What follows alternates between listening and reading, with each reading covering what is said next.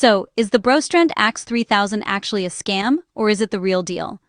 Today I'm diving into an honest review, especially for those of you eyeing it for Linux. But I'll cover Windows quirks too. Let's start with the good news. For modern Linux users, think kernel 5.18 and up, the AXE3000 is a dream. Plug it in and boom, you're online. No driver drama. On the 5 GHz band, most people are pulling speeds between 540 and 650 megabits per second, which is honestly impressive for a USB dongle. The dual antennas and beamforming tech aren't just marketing fluff, they actually help with range and stability on Linux. But what about Windows? Here's where things get a little messy. Some folks, especially those on Windows 11, say it's true plug and play. Others, especially with older hardware, or, say, a Surface Pro, ran into driver headaches or had trouble getting the 6 GHz band to work.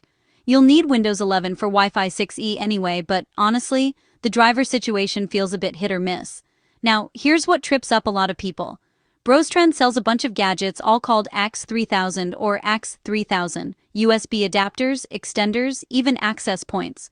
Not all of them use the same chipsets, and some, like their Wi-Fi extender model, have reviews complaining about random disconnects.